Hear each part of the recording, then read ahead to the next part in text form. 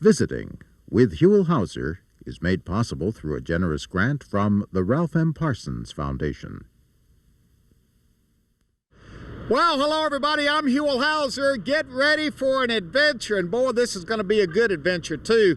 I'm entitling this episode Discovery of places that we've been driving by for years and not even noticed that they were there. If we did notice, we didn't know anything about the history of these places, what they're all about.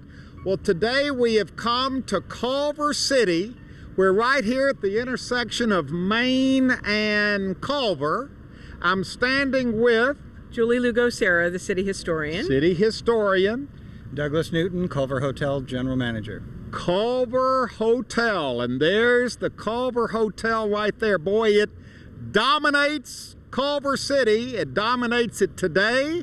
It dominated it when it opened up back in 1924. Okay, now this hotel was built by City founder Harry Culver.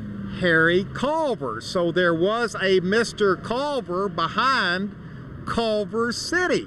That's right. He filed his papers in 1913 for Main Street when he decided this was the perfect place to found a city, halfway between the Story Building in Los Angeles and Abbot Kinney's Resort of Venice. Okay, and didn't he envision this as being a big movie center as well? He was enamored with the movie industry, and he was a real estate visionary. He knew that you needed an economic base for the city, and so because of his ties to the movie industry, he wanted to entice them here. And he did, big time. Lots of movie studios came to Culver City in the day and are still here today. They are, and they still are important with our economic base, and he married an actress as well. Of course.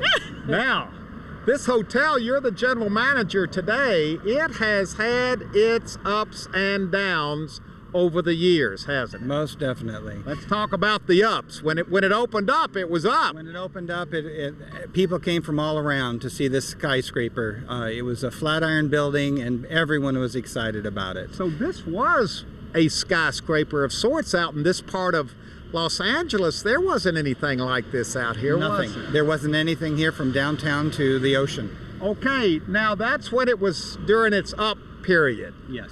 Movie stars came here. Wasn't this known as the Munchkin Hotel? Isn't this where the Munchkins stayed during the filming of The Wizard of Oz? Yes, they did. They stayed here in 1938 when they were filming Wizard of Oz, and they were brought in the middle of the night, and they were put 3 to a bed because you don't want to waste space. And they stayed here how long? And they were here for months, the whole entire filming of the movie. And there are lots of very colorful stories about the Munchkins' stay in the Culver Hotel. Yes. Yes. This is the family show, so we don't want to go into all that, but there were a lot of stories, weren't there? There were a lot of stories. If those walls could talk. Movie stars, Munchkins, was right in juxtaposition to the major studios. Then it kind of went on a downturn. What's that all about? Well, we feel that it was really in the 40s, around 45, 47, somewhere in there. It was purchased, and it was just let to sit. And when we were kids in the 50s, 60s, we would ride our bikes around here. We would try to peek in the windows. They were all papered up, and sometimes a paper would fall down a bit, and you'd peek in to see what was there. Was it deserted during that period? No, it was just used kind of as a tenement building. In fact, my mom used to tell me to run past it. Yeah, it was kind of derelict, really. Most definitely, yes. Didn't you tell me the city fathers almost tore it down? Yes, at one point they wanted to tear it down, and then we had a company that came through and purchased it and tried to renovate, and that's where it all started. Well, that was the upturn. Thank goodness, because this is a classic building, and it's so tied in with the history of Culver City. Didn't Mr. Culver actually have offices in that building? His second-story office is still there, and in fact that was an important part of the significance when they put it on the National Register of Historic Places. Oh, this is on the National Register? It is, as well as being a landmark building in Culver City. See how quickly things come around. Here's a building that the city was going to tear down at one point, probably because it was an eyesore and derelict, and now it's on the National Register of Historic Places. Boy, it sure makes a statement in redevelopment, of course, has come to downtown Culver City, and this has become kind of the heart and the soul of Culver City, wouldn't you say? It's the keystone. He's the keystone of the city, I feel, and downtown Culver City. A totally objective viewpoint from the general manager of the hotel. Well, we've crossed the street, and look who's here to greet us as we walk into the Culver Hotel. This is Harry Culver, his wife and infant Daughter Patricia.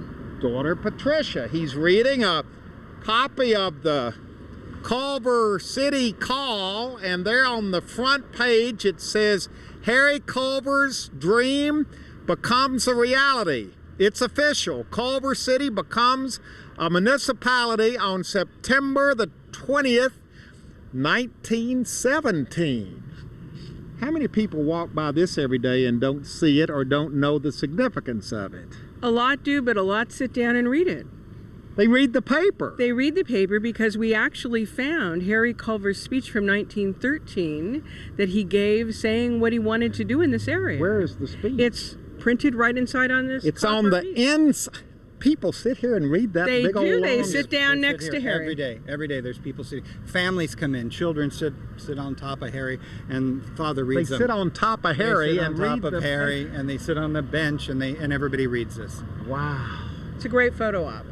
We're going into the Culver Hotel, but as you go into the front door, what in the world have we got over here? This looks like a little homage to the Wizard of Oz. To the Wizard of Oz. When we took over the hotel in 2007, these were just blank cases, and we just decided, let's do something for the kids. And so we did our own interpretation of the Wizard of Oz.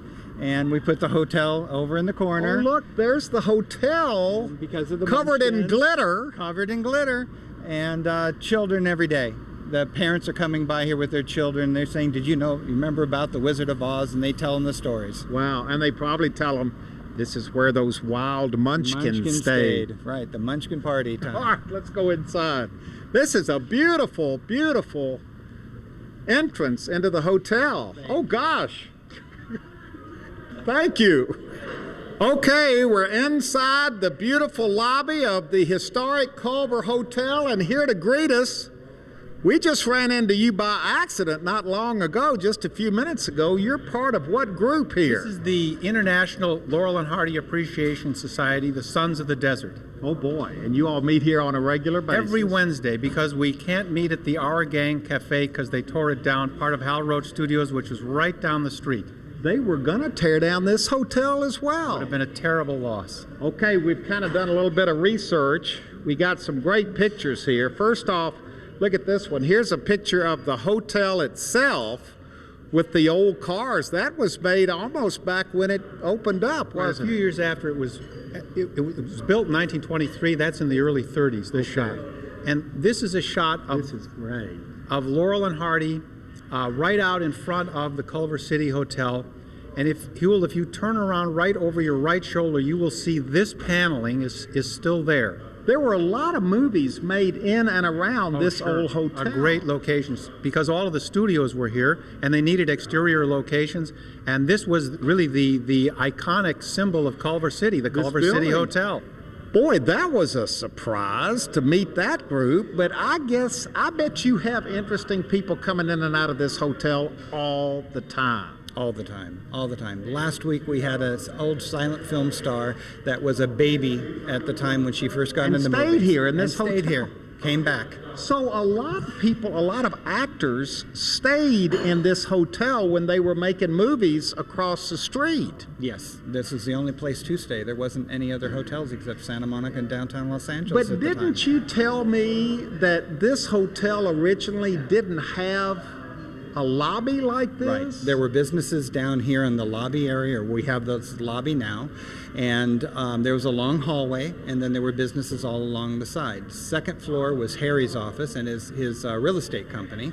And that's where you would check in at the hotel. And then the third through the sixth floors was all the rooms. So it was more almost like a residential hotel, wasn't it? I mean, it wasn't like a traditional hotel. No, it was where they stayed when they were working, a lot of it. Yeah, sure. Yeah. Now what is it? Well, now it's a full hotel. I mean, we have a restaurant, we have the lobby. The resurgence of this property, you can't believe it. One of the first things that we ever did here was the 90th anniversary for the city. And we had standing room only in this lobby because people were coming in to see what it looked like.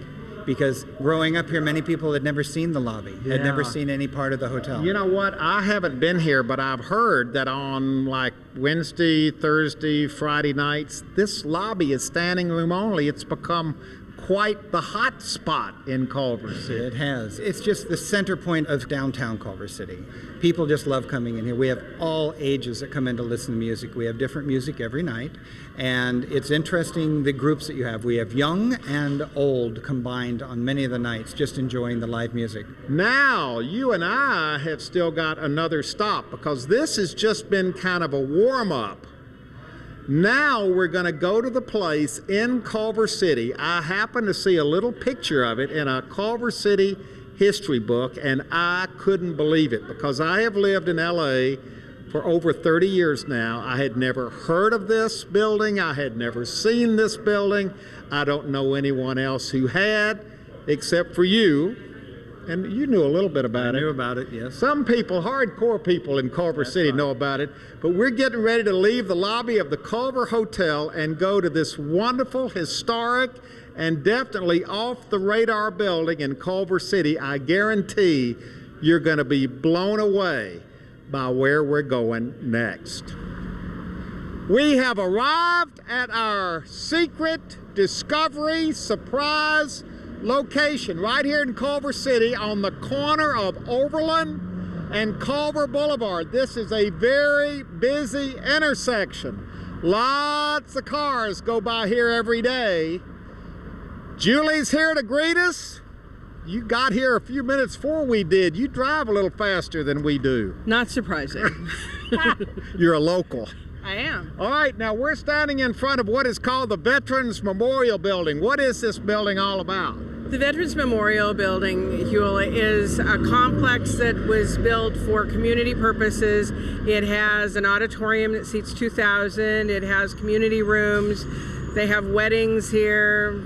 A lot of facilities for The rent. mayor makes the State of the City address here. The mayor's luncheon is generally held here every year, So and this it's is a full. busy place. It is, and you can even play basketball here. The Veterans Memorial Building, a beautiful facility here, but we are not here to talk about what you've just been talking about. Look at what we're here to look at. This huge tower. How tall is that tower, Julie? 165 feet. Wow, it just stands there as part of this building, and it's just known as The Veterans Memorial Tower. the tower. The tower. Built in, Along with the building opening up in 1951. and they were talking about building that tower even before then, weren't they? In the 1930s. Building the tower Building the whole thing and the tower. with the tower. Okay, but the tower has we're taking this in small baby steps. The tower has nothing to do with all the rooms and all the activities that you were talking about down below, right? No, it's a separate piece. Totally different. Totally All different. right, let's stand back and take a look because that's what we're going to explore. What in the world is this huge tower all about? It's been sitting here on this corner for 60 years. What is it? Why was it built? What's on top? Because that's where we're heading right now. We're heading to the top of that tower. And believe me, not many people have made the trip we're getting ready to take together. Okay, we're inside the Veterans Memorial Building. We have arrived at the Veterans Memorial Elevator. Building elevator.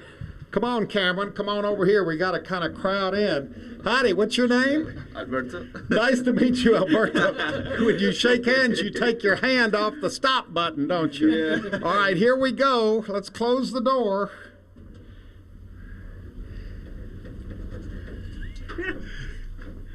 This is exciting television. It is. Are we moving? Yeah. We're moving. We're moving.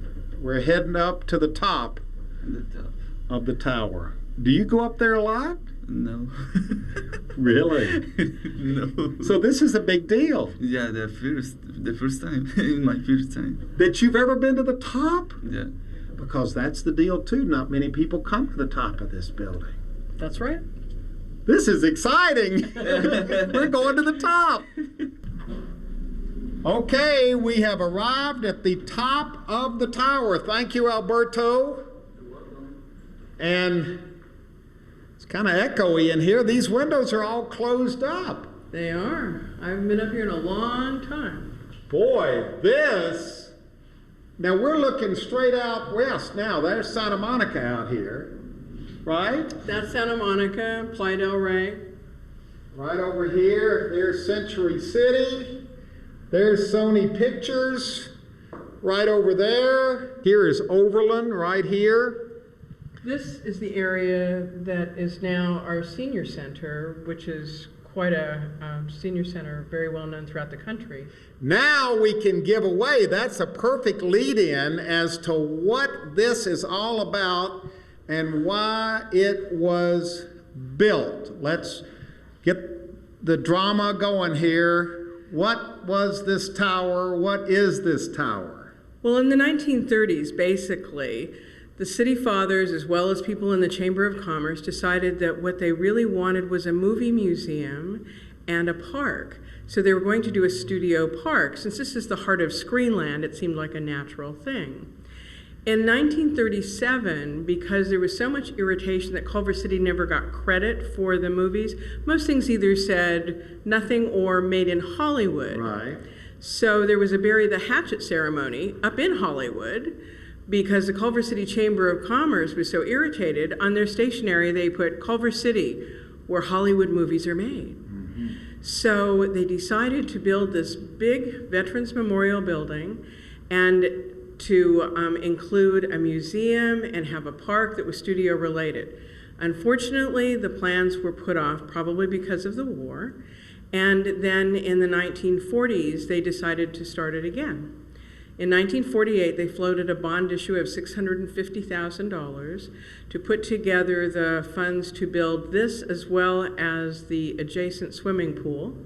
And they would have a Veterans Memorial Building that would have a huge tower that would see out over into the movie studios. So this tower was built for what? Tourists from all over the world to come? That was the intention. And come up to the top of this tower and look out and watch movies being made. Now, you've got this wonderful picture that was made when MGM was just right here, right? This was MGM's lot number 2, which was the first back lot. MGM was originally 6 lots. But the idea was they would stand here and look out. And you had people shooting outdoors on this particular lot. So in this area where the senior center is now, there was a train station. You had on this one that you could see from here, Esther Williams swimming pool. You could look over and you could see the garage from the St. Valentine's Day Massacre and the Al Capone story, a New York East Side street. So you were basically looking in on movies, movie sets, a movie lot.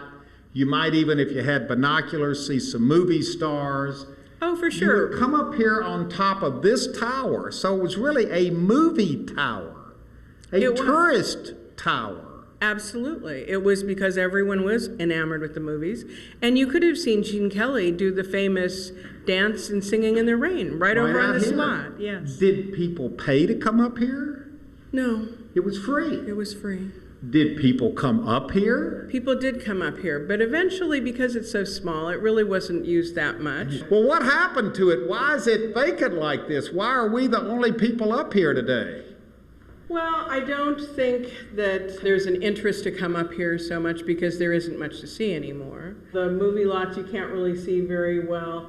There are no back lots here anymore, so it just kind of changed. It died out. When did the last tourist come up the elevator? the 60s, the 70s, Oh, the 80s? the 80s, but it was a special thing in the 80s. So it's been at least 25 years since anybody's even been up here, really. Since the public has been up here, yes. It's hard to visualize it, but if we were standing here back in the 50s and looking right out this window, we would see the MGM, one of the MGM lots, right over here. And as a tourist, you would be able to stand here and look out and have that movie experience. You could see Lot 1, which was like a city within a city. It had Right here. Right over here. And you could see the tallest sound stage. You could see the water tower, which is typical for movie lots. You didn't have the parking structure there. You could see the scenic painting building over there where they paint the backdrops. You wouldn't It's even still have there. Century City out there No, at it all wouldn't have back in been. the 50s. So it really was a movie experience being was. right here. It was. This is amazing. It's hot up here too, but it's amazing And you found it. that it's here. And we had to get kind of it was a big deal just to get us up here in the elevator, wasn't it? Yes, it was. I mean, you have to get clearance from the city. It's a big deal because people don't come up here anymore. That's right.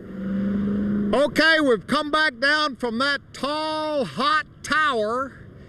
We've been joined by two officials from Culver City Parks and Rec. Now, we've already said that nobody's going up there as a observation tower anymore, but it does have a use, a new use. Yes, it does. It's the actual antenna for the park system's irrigation controllers.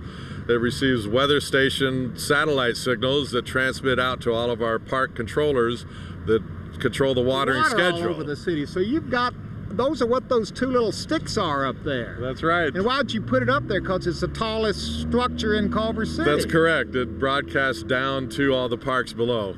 And this also gives us the opportunity, because you all are both Culver Cityans, Culverians, or whatever. What do you call yourselves here? Culverites. Culverites. I'm sorry. I like that. Do people know about this?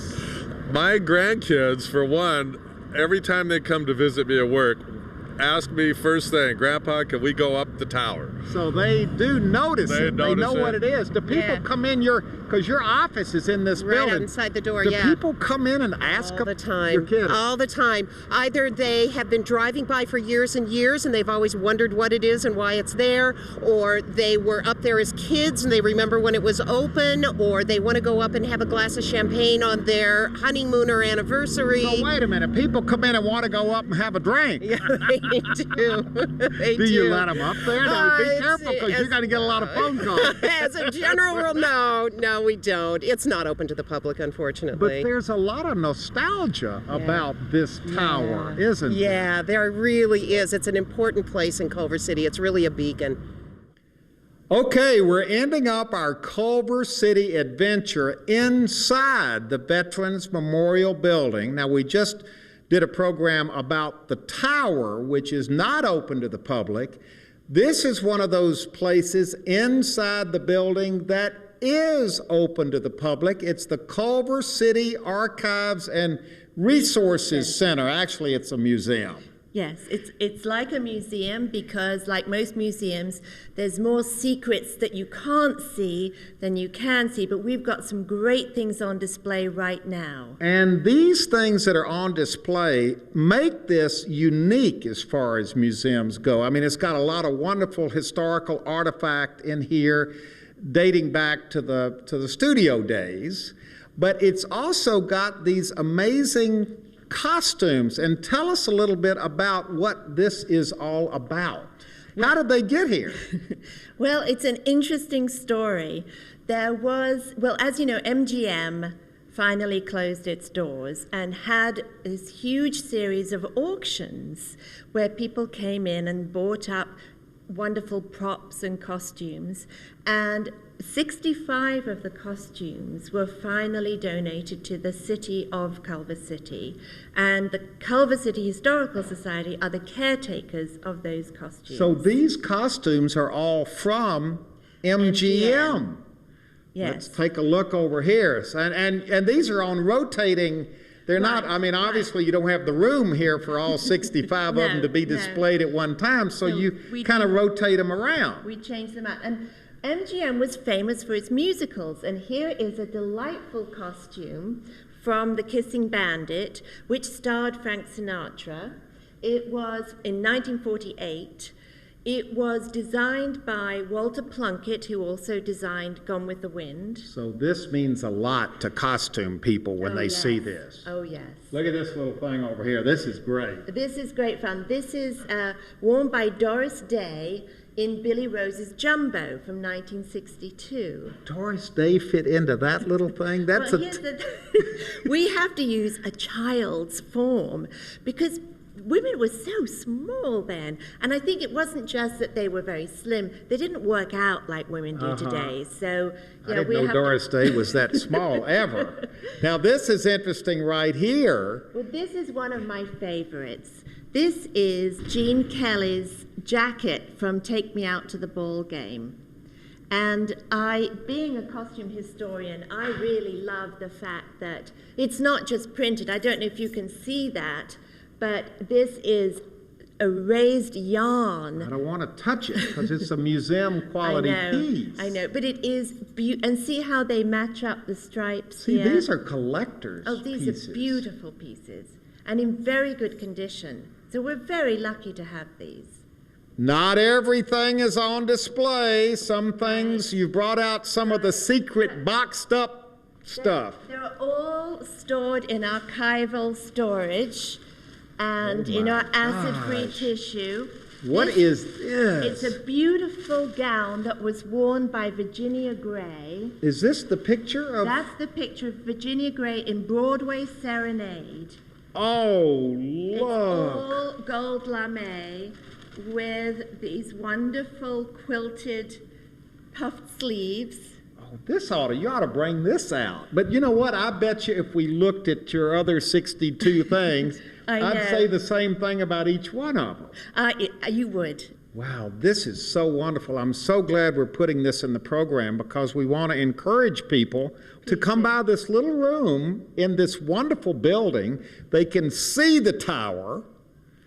Can't go up in it, but they can see it, and then they can come into this resource center, this museum, and see these wonderful costumes from MGM. It all ties together. It does. It's absolutely spectacular. It's a bit of not Hollywood history, Culver City history that's very much alive and well and available for everybody to visit and enjoy right here in Culver City. There's the costume right there waiting for you to come in. But we didn't say what this is. No, we didn't. This was worn by Jennifer Jones in Madame Bovary from 1948. So it's a recreation of a 19th century outfit. Wow, it's absolutely spectacular and available for everyone to visit and enjoy. We have truly had a wonderful day, an enlightening day here in Culver City. Visiting with Huell Howser is made possible through a generous grant from the Ralph M. Parsons Foundation.